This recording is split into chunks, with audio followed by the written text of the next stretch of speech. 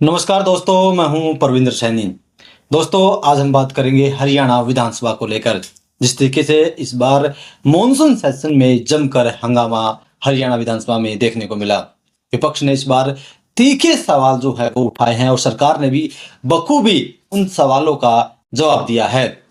क्योंकि विपक्ष कई अहम मुद्दे थे जिनको लेकर सरकार को घेरने की कोशिश कर रहा था, लेकिन सरकार की भी इस सेशन में पूरी तैयारी थी।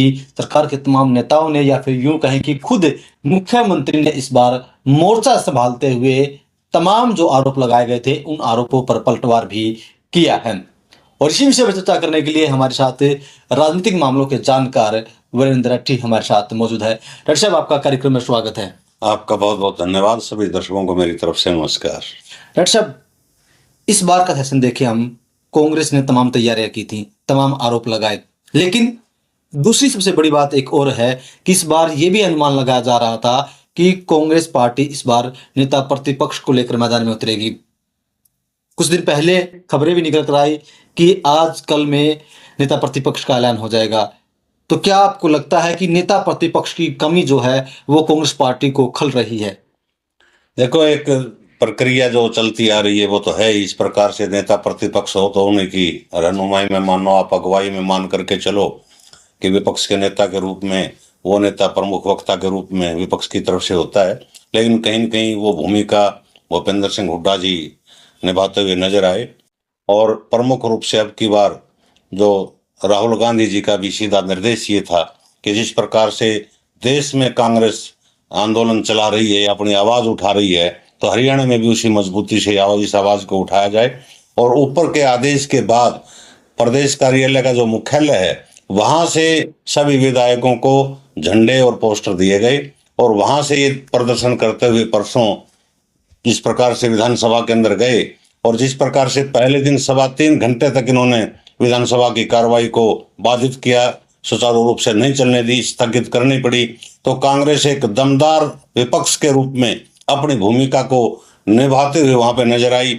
और जितने भी युवा विधायक चुनकर के कांग्रेस के आए हैं उन्होंने अपने अपने इलाके की जन समस्याओं को भी बड़ी बखूबी से और बड़ी मजबूती से उठाया है। लेकिन सरकार ने भी उनके प्रश्नों का जवाब दिया है। सही बड़ा जो मुद्दा था उसके ऊपर जब बात आई कि कांग्रेस घेरना चाह रही थी सरकार को, तो नायब सिंह सैनी जी ने कुछ पुराने आंदोलनों का जिक्र किया, कुछ पुरानी बातों का भी जिक्र किया कि आपके शासनकाल में ये हुआ था, आपके में ये हुआ था। लेकिन वर्तमान परिदृश्य में राजनीतिक आदमी को चर्चा करनी चाहिए कि आज जो गड़बड़ झाला हो रहा है उसको किस प्रकार से मिटाया जाए। और कुल मिलाकर के पहले दिन जो शोर शराबा विधानसभा के अंदर हुआ था, उस शोर शराबे के बाद कोई शोर शराबा ज्यादा हुआ नहीं और बखूबी जो विधेयक सरकार लेकर के आई थी वो उन्होंने वो पास भी किए।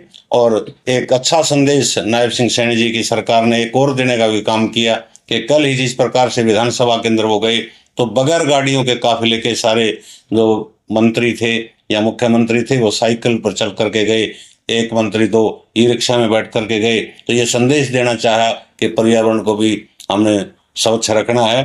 तो इस प्रकार की पहल निरंतर हो जाए तो अच्छा है। एक दिन का प्रयास किया, चलो वो भी सराहनीय कदम है। दोनों कांग्रेस ने भी अपनी भूमिका बड़ी बखूबी से निभाई है और सत्ता पक्ष का तो जो उन्होंने कार्य करने थे उन्होंने किए। डॉक्टर साहब, अगर हम मानसून सेशन की हम बात करते हैं तो डॉक्टर साहब इस बार हमें देखने को मिला कि एक तो जो भिवानी मनीषा वाला मामला था उस मामले पर खूब हंगामा हुआ, विपक्ष ने भी खूब मुद्दे को उठाया, और दूसरी तरफ जो कानून व्यवस्था है उसको लेकर भी इस बार खूब हंगामा किया गया। अगर हम इसमें देखें तो इसमें नायब सैनी ने खुद मोर्चा संभालते हुए कुछ आंकड़े जो हैं वो भी जनता के सामने रखे हैं। उन्होंने साफ तौर से कहा कि पहले के मुकाबले इस बार जो है वारदातें कम हुई हैं। उन्होंने साफ तौर से कहा कि पहले की सरकारों में एफआईआर दर्ज नहीं होती थी और इस बार जो है एफआईआर दर्ज कर रहे हैं। तो क्या आपको लग रहा है कि सरकार वाकई में कानून को लेकर गंभीर है या अपराधी बेलगाम है? देखिए, इस चीज में तो कोई दो राय नहीं है कि अपराध तो और बेरोजगारी, ये दो चीजें तो बड़ी हैं। एक दो विधायक ने चौधरी भूपेंद्र सिंह हुड्डा जी के बारे में भी कहा कि शुरू में सत्ता में आए थे तो इन्होंने इस प्रकार का प्रयास किया था, लेकिन बाद में वो भी इसको लगातार नहीं चला पाई इस अभियान को। और जहां तक इन्होंने एफआईआर की बात की तो भूपेंद्र हुड्डा जी ने मुख्यमंत्री महोदय को खड़ा होकर के सदन के अंदर ये कहा कि ये एफआईआर तुरंत दर्ज करवाने की जो बात है वो हमारी सरकार लेकर के आई थी। लेकिन चाहे वो उनकी सरकार लेकर के आई या आज की सरकार लेकर के आई, आज FIR तो दर्ज हो जाती हैं, लेकिन कहीं कहीं ये घटनाएं जरूर बढ़ रही हैं। ये एक चिंता का विषय पूरे हरियाणा प्रदेश के अंदर है, और इसमें सरकार के अंदर जो आदमी बैठे हैं वो भी कहीं कहीं चिंतित हैं। लेकिन कई बार थोड़ा सा धीरे चलना पड़ता है। जिस प्रकार से सरकार चल रही है इसके ऊपर भी अंकुश लगेगा। डॉक्टर साहब, एक बात और हमें देखने को मिली कि जिस तरीके से सरकार ने इस बार जो आंकड़े हैं वो रखे हैं, जिसमें उन्होंने ये बताया कि तकरीबन 9.5 लाख के आसपास सरकार ने अब तक जो है बीपीएल परिवारों के कार्ड काटे हैं, उसमें कुछ नए भी जोड़े गए हैं। तो क्या इस बात को लेकर पहले ही कांग्रेस पार्टी घोटाले के आरोप लगाती रही है? क्या अब जो नया आंकड़ा आया है, क्या इसको लेकर कांग्रेस पार्टी आपको लग रहा है फिर से सक्रिय होगी? सदन में इसको लेकर आज कांग्रेस पार्टी ने जिस प्रकार से संगठन बनाया है, उनके जिलाध्यक्षों की नियुक्ति हो चुकी है। किसके कोटे से कौन बना, लेकिन वो कांग्रेस के जिलाध्यक्ष बने और वो फील्ड में उतरना आरंभ हो गए हैं। राहुल गांधी जी ने उनको दिल्ली बुलाया, उनसे बातचीत की, फेस टू फेस ना होकर के चाहे वर्चुअल मीटिंग की, और ये स्पष्ट निर्देश दिया कि जनता के हितार्थ जिस प्रकार से आप आंदोलन चलाना चाहते हैं, आवाज उठाना चाहें तो आप आवाज उठाएं। अगर कोई भी धड़ा या कोई भी बड़ा नेता उसमें रोड़ा बनता है तो तुरंत आप मेरे को बताने का काम करें। तो एक प्रकार से नई ऊर्जा, नई ताकत संगठन बनने के बाद कांग्रेस में आई है। और कांग्रेस, जैसा कल दीपेंद्र हुड्डा जी ने भी कहा कि सरकार हमें यानी कि विपक्ष को कमजोर मान करके ना चले। एक सशक्त विपक्ष आज हरियाणा प्रदेश के अंदर है और मजबूती के साथ विपक्ष अपनी बात को रखेगा, उनके साथ अपनी लड़ाई हकों की लड़ेगा।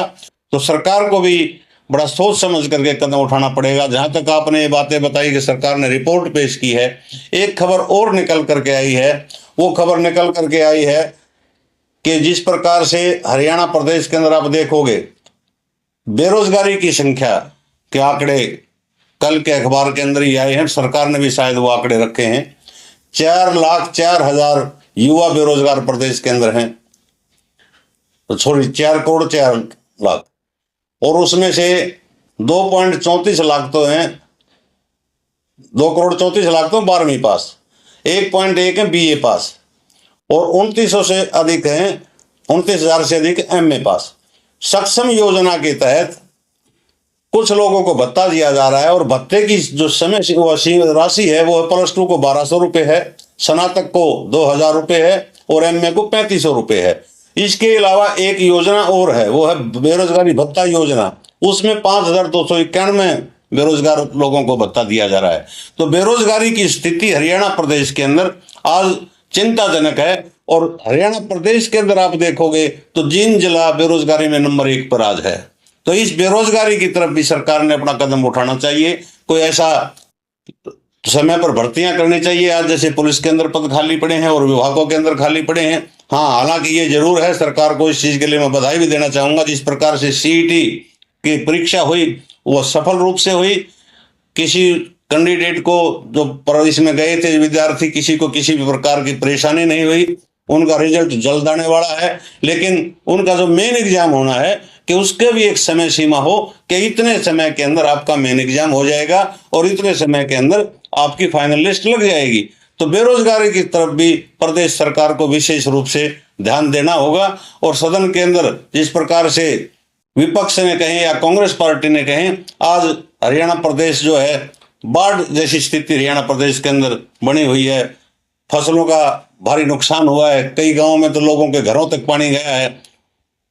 विपक्ष के विधायकों ने जब ये मांग उठाई तो सरकार ने आश्वासन जरूर दिया कि हमने पोर्टल खोल दिया है और उस पोर्टल के ऊपर हम रजिस्ट्रेशन करने जा रहे हैं। आइडिया लगाया जा रहा है कि किस व्यक्ति को, किस किसान को कितनी आर्थिक नुकसान हुआ है, कौन कोई मुआवजा राशि भी शायद सरकार जल्द इसकी घोषणा कर सकती है। डॉक्टर साहब, अगर हम देखते हैं जब भी ये इस बार की नहीं, अगर हम देखें कि हर साल जब भी मानसून का टाइम होता है, बरसात होती है, तो खेतों में जल भराव एक आम समस्या हो गई है और जो सड़कें हैं वो हर बार टूट जाती हैं। तो क्या सरकार को इसके लिए कोई विशेष कदम उठाने चाहिए? क्योंकि विधायक भी और जनता भी हर बार भी है इस बात को उठाते हैं। देखो, सरकार, विपक्ष का काम तो डिमांड उठाना तो है ही। सरकार का काम है जो जायज मांगे हैं, जनता के हितार्थ हैं, जनता की भलाई की हैं, चाहे वो किसान की हैं, मजदूर की हैं, छात्र की हैं, नौजवान की हैं, कर्मचारी की हैं, वो सरकार ने पूरी करनी होती हैं। सरकार मांग उठाती है, सरकार कुछ तो अपनी स्वेच्छा से पूरी करती है, लेकिन कुछ मांगे ऐसी होती है सरकार का ध्यान नहीं जाता। जब विपक्ष आवाज उठाता है तो उसकी तरफ सकारात्मक सोच के साथ दोनों पार्टियों को, दोनों दलों को आगे बढ़ना चाहिए।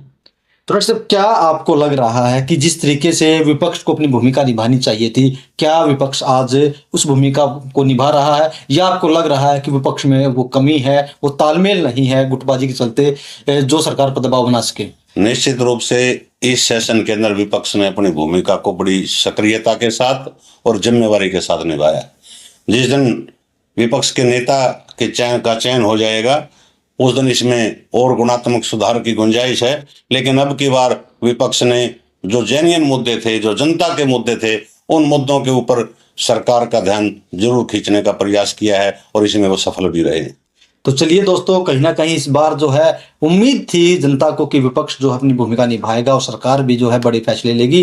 तो सरकार ने भी इस बार कई अहम फैसले लिए हैं। दूसरी तरफ विपक्ष ने भी कई ऐसे मुद्दे थे जिसमें हम भिवानी का जो मनीषा मामला है उसकी हम बात कर सकते हैं, कानून व्यवस्था की हम बात कर सकते हैं, किसानों का जो नुकसान हुआ है उसकी हम बात कर सकते हैं। तो कई ऐसे मामले थे जिसको विपक्ष ने बखूबी निभाया और दूसरी तरफ सरकार ने भी उन तमाम मुद्दों पर बहस की है और अपनी तरफ से जवाब जो है वो भी पेश किए हैं। डॉक्टर साहब, हमसे चर्चा करने के लिए इस मुद्दे पर आपका बहुत बहुत धन्यवाद। बहुत बहुत शुक्रिया।